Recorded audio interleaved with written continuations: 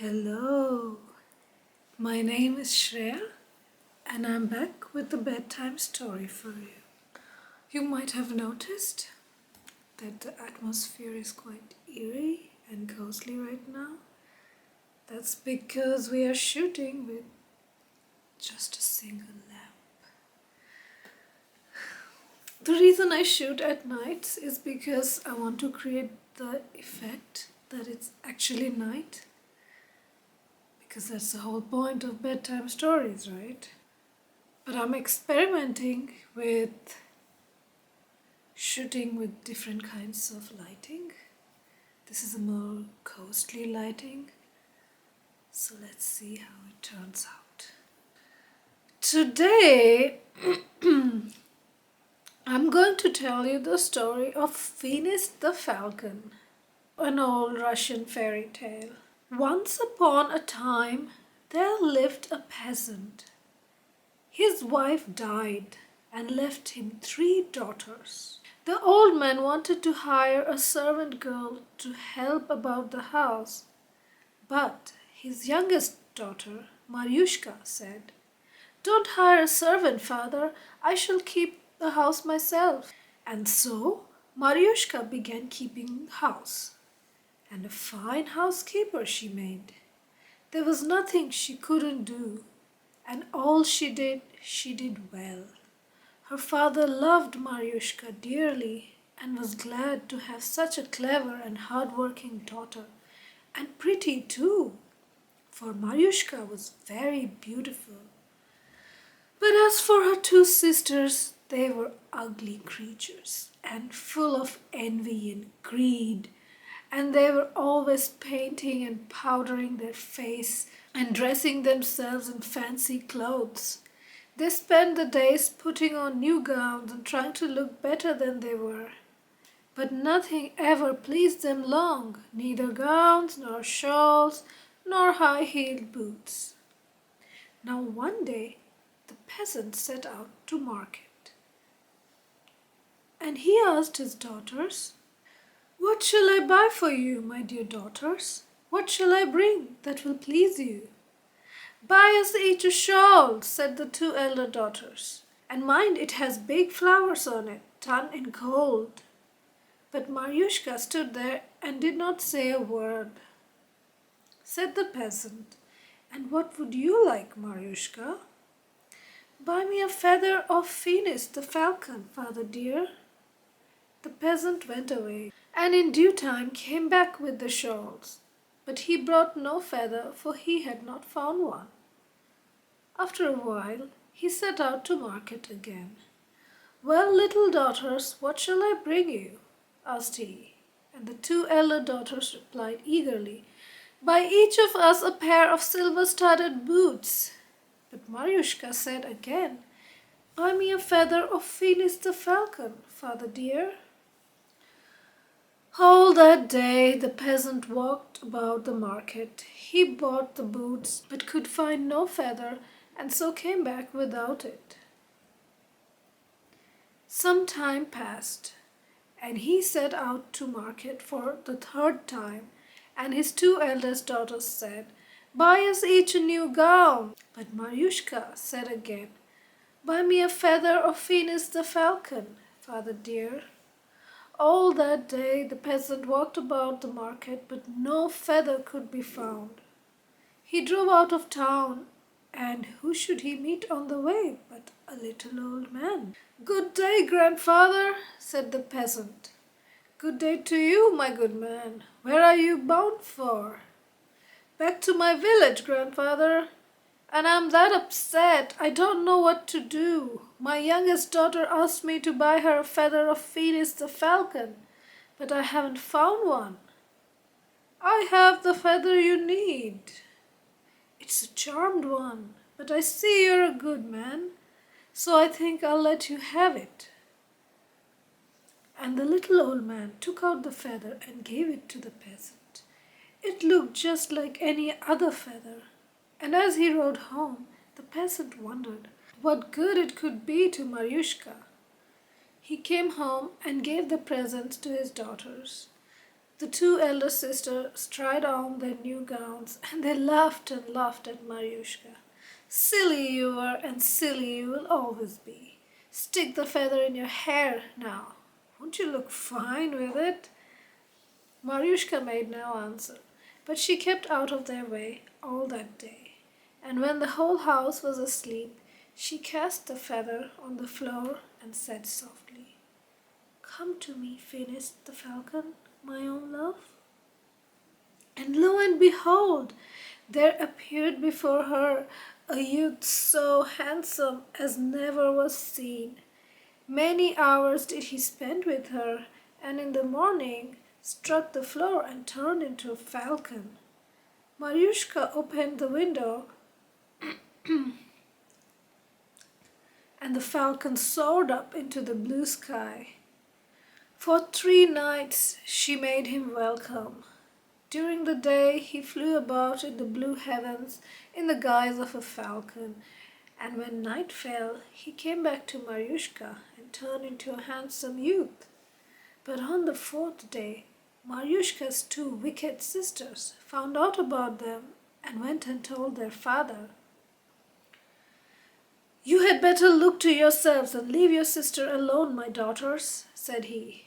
"Very well," thought they, "we shall see what comes further." They stuck a row of sharp knives in the window pane and then hid themselves and waited to see what would happen. After a while, the bright falcon appeared.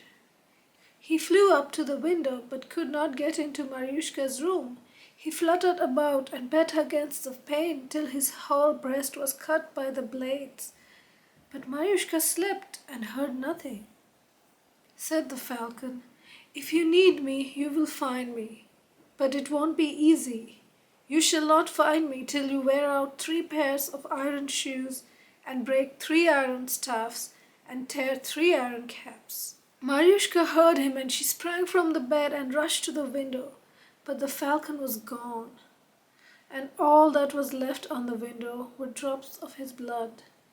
Maryushka burst out crying, and her tears washed off the drops of blood. She went to her father and said, "Do not scold me, father, but let me go on my weary way. If I live, we shall meet again. If I die, then so it must be." The peasant was sorry to part with his favorite daughter, but he finally let her go. So Maryushka went and ordered 3 pairs of iron shoes, 3 iron staffs, and 3 iron caps. And off she set on her long weary way to seek her heart's desire, Fenist the Falcon. Across open fields she went, through dark forests and over tall mountains. The birds cheered her heart with merry songs, the brooks washed her white face, and the dark forest made her welcome. And no one could do harm to Maryushka, for all the wild beasts, grey wolves, brown bears, and red foxes would come flocking to her. On and on she went, till at last 1 pair of her iron shoes wore out, 1 iron staff broke, and 1 iron cap was torn. Maryushka came to a glade in the woods, and she saw a little hut on hen's feet spinning round and round. Little hut," said Maryushka, "turn your back to the trees and your face to me, please. Let me in to eat bread within." The little hut turned its back to the trees and its face to Maryushka, and in Maryushka went. And whom did she see there but Baba Yaga, the witch with the switch, a bony hag with a nose like a snag. Baba Yaga caught sight of Maryushka and muttered, "Ugh, ugh, Russian blood! Never met by me before, now I smell it at my door. Who comes here? Where from? Where to?" "I'm looking for Fenist the Falcon, Granny dear." "He's a long way off, my pretty one. You will have to pass through the 3 9 lands to the 3 10 Tsardom to find him." The Tsarista of the thrice-ten Tsardom is a wicked sorceress, and she gave him a potion to drink, and while the spell was upon him, made him marry her. But I shall help you. Here, take this silver saucer and golden egg. When you come to the thrice-ten Tsardom, get yourself taken on as a servant girl to the Tsarista. Tsaritsa, actually. After the day's work is done, take the silver saucer and put the golden egg on it. It will start to roll about all by itself. Should they wish to buy it, do not sell it. Ask them to let you see Fenist the Falcon. Maryushka thanked Baba Yaga and set out on her way. It grew dark in the forest, and she was too frightened to move, when all of a sudden she saw a cat coming towards her. It sprang up to Maryushka and said, purring, "Have no fear, Maryushka, it will be still worse farther on, but you must go and never look back." The cat rubbed against her legs and was gone, and Maryushka went further. The deeper she went into the forest, the darker it grew. She walked on and on till her second pair of iron shoes wore out, her second iron staff broke, and her second iron cap was torn, and she came to a little hut on hen's feet with the paling around it and glowing skulls on the pales. Said Maryushka, little hut, turn your back to the trees and your face to me, please. Let me in to eat bread within." The little hut turned its back to the trees and its face to Maryushka, and Maryushka went in. And there sat Baba Yaga, the witch with the switch, a bony hag with a nose like a snag. Baba Yaga caught sight of Maryushka and muttered, Russian blood, never met by me before. Now I smell it at my door. Who comes here? From where? Where to?" "I am seeking Fenist the Falcon, Granny." "And have you been to my sister's?" "Yes, Granny dear, I have." "Very well then, my beauty, I will help you. Take this golden needle and silver frame. The needle works all by itself, and embroiders red velvet with silver and gold. Should they wish to buy it, do not sell it. Ask them to let you see Fenist the Falcon." Maryushka thanked Baba Yaga and went on her way. There came a crashing and a thundering and a whistling in the forest, and the skulls crowning the pales shone with a weird light. Maryushka was terrified. She looked, and lo, a dog came running up to her. "Bow, Maryushka, have no fear, my dear. It will be still worse, but you must go on and never look back." So it spoke and was gone. Maryushka walked further, and the forest grew darker, and its trees and shrubs scratched her knees and caught at her sleeves. But she went on and never looked back. Whether she walked for a long or a little time, nobody knows.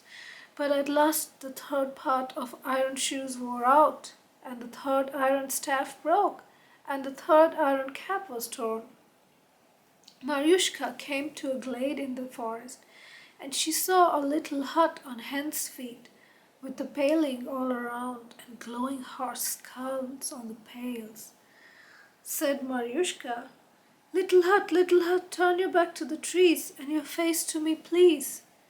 The hut turned its back to the trees and its face to Maryushka, and Maryushka went in. And there sat Baba Yaga, the witch with the switch, a bony hag with a nose like a snag. Baba Yaga saw Maryushka and muttered, Russian blood, never met by me before. Now I smell it at my door. Who comes here? Where from? Where to?" I'm looking for Fenist the Falcon, Granny. It is no easy task to find him, my beauty, but I shall help you. Here, take this silver distaff and this golden spindle. Hold the spindle in your hands, and it will spin all by itself, and the thread will come out all gold. Thank you, Granny. Save your thanks until afterwards. And now listen to me. Should they wish to buy the golden spindle, don't sell it, but ask them to let you see Fenist the Falcon. Marushka thanked Baba Yaga and went on her way. And in the forest there came a roaring and a rumbling and a whistling. The owls spun and wheeled around and round, and the mice crawled out of their holes and rushed straight at Marushka. She looked, and lo, a grey wolf came running to her. Said the wolf, "Have no fear, Marushka. Get on my back and never look behind you." Marushka climbed on the wolf's back, and off they went in a flash. They passed wide steppes and velvet meadows, they crossed honey rivers with jelly banks, and they climbed tall mountains that touched the clouds. On and on raced the wolf with Marushka on his back, and he reached a crystal palace with a carved porch and windows. And there was the Tsaritsa herself looking out of a window. "Here we are, Mayushka," said the wolf. "Climb off my back and go and ask to be taken on as a servant girl at the palace." Marushka sprang to the ground, took her bundle, and thanking the wolf, went to the palace. She walked up to the Tsaritsa, bowed and said, "I beg your pardon, I don't know your name, but do you need a servant girl?" "Yes, I do," said the Tsaritsa. "I have long been looking for one, but she must be able to spin, to weave, and to embroider." "I can do all that," said Marushka. "Come in then and set to work." And so Marushka became a servant girl. She worked all day, and when night came, she took out her golden egg and silver saucer and said, "Roll, roll, golden egg, over the silver saucer, and show me my Fenist, my own love." And the golden egg rolled over the silver saucer, and there upon it Fenist the Falcon appeared. Marushka gazed at him, and her tears ran fast. "Fenist, Fenist, why have you left poor me to shed tears without you?" The Tsaritsa overheard her and said, "Sell me your silver saucer and golden egg, Marushka." "No," replied Marushka, "they are not for sale, but you may have them free if you let me see Fenist the Falcon." The Tsaritsa thought for a while and then said, "Very well, let it be so. Tonight, when he falls asleep, I'll let you see him." Night came, and Marushka went to his chamber and saw Fenist the Falcon. Her love lay fast asleep and could not be wakened.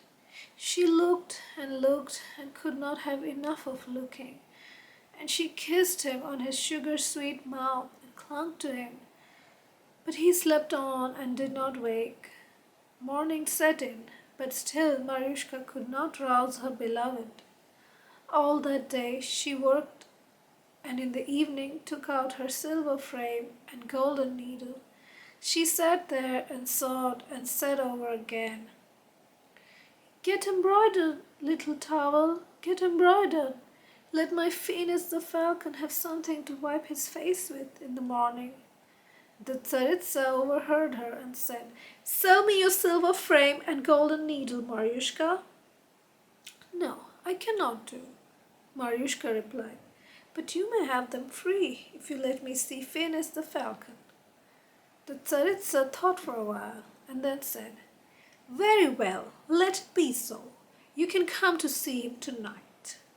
Night came, and Marushka went to his chamber and saw Fenist the Falcon lying there, fast asleep. "Oh, my Fenist, my brave and handsome falcon, arise, wake up," she said. But Venus slept on as fast as ever, and Maryushka could not wake him, try as she might.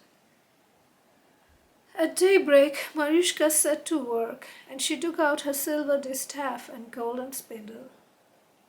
And the Tsaritsa saw her and began begging her to sell them. But Maryushka said, "No, they are not for sale, but you may have them for nothing if you only let me see Fenist the Falcon." "Very well," said the other, and she thought to herself, "She won't wake him anyway." Night drew on, and Maryushka went to his chamber, but Fenist lay there as fast asleep as ever. "Oh, my Fenist, my brave and handsome falcon, arise, wake up," she said. But Fenist slept on and did not wake. Maryushka tried over and over again to wake him up, but she could not, and it would soon be morning. She burst into tears and said, "Fenist, dear Fenist, my own love, arise and open your eyes. Look at your Maryushka. Press her close to your heart." And Maryushka's hot tear fell on to Fenist's bare shoulder and burned it. Fenist the Falcon stirred, and he opened his eyes and saw Maryushka. He took her in his arms and kissed her. "Can it be you, my Maryushka? So you have worn out 3 pairs of iron shoes and broken 3 iron staffs and torn 3 iron caps? Cry no more, let us go home now." They began getting ready for the homeward journey, but the Tsaritsa saw them and bade her trumpeters spread the news of her husband's faithlessness throughout the land. And the princes and merchants of her land came together to hold council and decide how to punish Fenist the Falcon. And Fenist the Falcon stood up and said, "Which do you think is the true wife, she who loves me with all her heart, or she who sells and betrays me?" And everyone had to agree that his true wife was Maryushka. After that, they went back to their own land. They held a feast there, and so grand was it that it is remembered to this day. And all the guns were fired and all the trumpets blew at their wedding. And from that day on, they lived in love and cheer and grew richer from year to year. I hope you enjoyed the story and are excited to go on an adventure like Maryushka to the dark forests and defeat your fears and reach your goal. Until then, have a good night and sweet dreams, and I'll see you again. Take care. Bye.